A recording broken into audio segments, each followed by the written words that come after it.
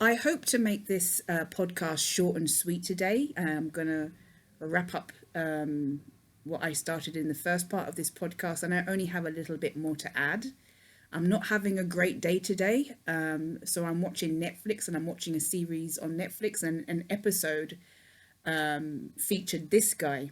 Now, I'm actually related to him. He's my third or fourth cousin. I didn't actually know that I was related to him until a few years ago.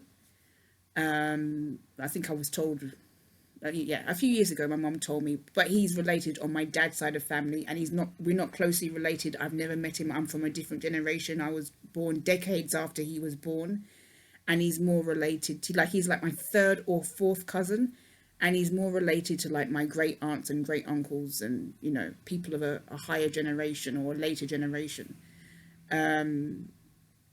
And he's the leader of, well, he's the Don, just like El Chapo was the Don in Mexico, just like Escobar was the Don in Colombia. He's the Don. They would say in Jamaica, "I'm a bad man," and he was the leader of the Shower Posse, not the Shadow Posse.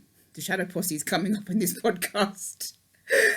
And in actual fact, I've had relatives who are actually directly related to him, because I've got lawyers in my family that have actually tried to represent him.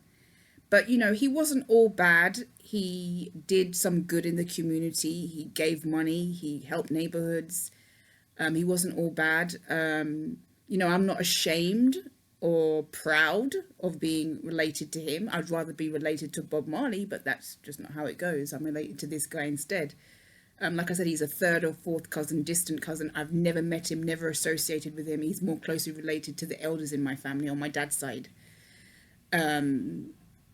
And like, he is like a big deal, the Don Dada, if songs are made about people like him, you know. So I just wanted to share that I am watching an episode on Netflix about him. And people are just fascinated with these types of characters. I've had a passing interest in him over the years. But I've never really taken him in, so to speak. I've never really sat down and watched an episode about him. So I'm just doing that now to pass time. Just thought I'd share that with you. Can't remember. Oh yeah, you said that you disagreed about AD. Look, that's fine. If I'm wrong, I'm wrong. He could claim loss of earnings. He can do that legally. It's not like where the judge will look sympathetically or what at it. It's factual. If you have someone falsely suspended from their place of employment, then they are entitled to loss of earnings. It doesn't matter what way they earn that. If they're paying tax on that, then that's seen as illegal income. And if they're unlawfully suspended from that position due to lies, which we now know was lies, then they are entitled to claim back loss of earnings. So I think the accounts are in his son's name. And if that's the case, his son's a business owner, and they could be being paid into business accounts. So there'll be tax going out on them, and he is perfectly within his rights to request loss of earnings. Delusional people like Bam will try to convince you of their own delusions. And like I said in part one of these episodes, I said I didn't necessarily think that her delusion, or AD's delusion for that matter, is complete. I think it's partly manipulation. She knows I don't agree with the idea that AD is going to get compensation when it comes to this court case with Frankie. And she's trying to convince me, and she's trying to convince herself. She knows nothing about AD's YouTube channel and how it's run. She doesn't know that whether he's paying taxes or not. But she's imagining that he's running his channel in his son's name, and imagining that he's paying taxes on it, and that he's running the channel for his son. And she knows nothing about this. I mean, this is something that it's in her imagination. She's making up, because she's trying to convince me that AD has a right to request loss of earnings, which he's never going to get. And one of the reasons, I mean, this was before he was actually taken down, one of the reasons why AD will never get loss of earnings, compensation for loss of earnings, is because he would have to prove exactly how much he was earning on YouTube per month and annually. That's the first thing. He would have to prove the exact amount. It's not like when you work at a normal job and you're getting a salary, a fixed salary. You know, YouTube earnings can fluctuate monthly. So he wouldn't be able to prove that, I don't believe. And second of all, you know, he wouldn't be eligible for that now because he was actually taken down. So YouTube owe AD absolutely nothing. But you know, she's trying to convince me because she so desperately wants her delusional idea about him getting compensation. She so desperately wants to convince me, and in a way I think she's even trying to convince herself that this is going to happen because this is a fantasy of hers. I think AD has said that he is going to try and claim loss of earnings, but ultimately he's going to get absolutely nowhere.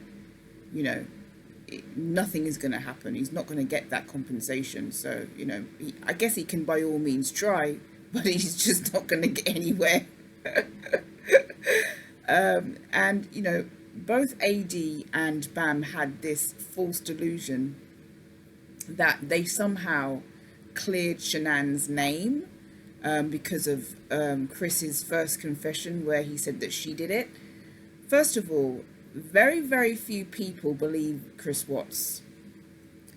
Even fewer people believe his first confession. There's only a small handful of people that believe anything that comes out of his mouth. And there's only a small handful of people that believe his first confession. There's only a small handful of people that believe Shanann did it. No one in the media believes that. Ellie don't believe that. The people that really matter don't believe that. And as it stands, she can't be blamed for it. So very few people believe that Chris Watts' first story, and it is a story because he's told about 10 or 11 different stories since then. Very few people believe Chris Watts' first story. So no one vindicated Shanann. You know, there is this ideology by AD and Bam that they cleared Shanann's name. Bam said that she was in contact with the FBI and she did these home experiments, and that, you know, the FBI asked her to hold her findings, and, you know, she'd proven that Shanann couldn't have done it. And first of all, the FBI weren't involved with the Watts case. It was the CBI. So Bam even got that wrong. You know, another delusion. And you know, this idea that AD was this big voice on the case. If you look at AD's book on Amazon, you know, he touts himself as the man who saw what law enforcement didn't see. And it's just so ridiculous. Like, this is not a tried and tested thing. This is a theory that he has, that he's made a certain demographic of people believe. But you know, he didn't solve the case. He didn't add to the case. What he did is he told a number of fictional stories that some people gravitated towards and hanged on to, and he was able to grow an audience with his storytelling, with his used car salesman attitude, personality, and bravado.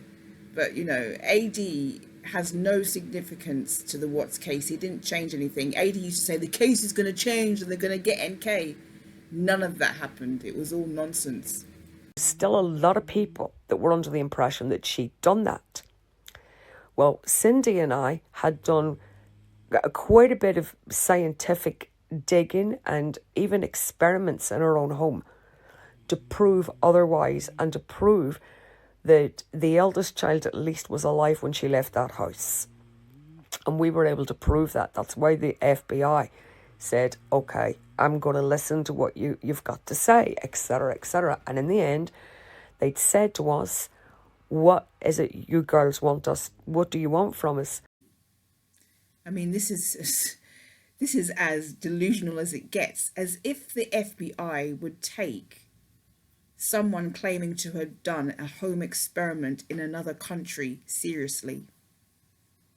The fact that she fed people this story and people actually either believed it or claimed to believe it, that's even more bizarre to me. Because why on earth would the FBI take anything seriously from somebody who has no qualifications, has never worked with the FBI or in the FBI department, has no experience, no work record, is just a random woman from another country, who is not a professional. Why would they take these so-called findings that Bam claims she found through scientific research? Why would the FBI take her seriously? I mean, even the fact that she claimed that he asked, "What do you girls want?" You know, this was a woman in her mid-50s. The fact that she actually said that the FBI asked her what she wanted and referred to her in that way, even that is just plain bizarre. But you know, delusional people. This is how they operate. I guess they actually think they can convince people of their fantasies. Yeah, and their illusions.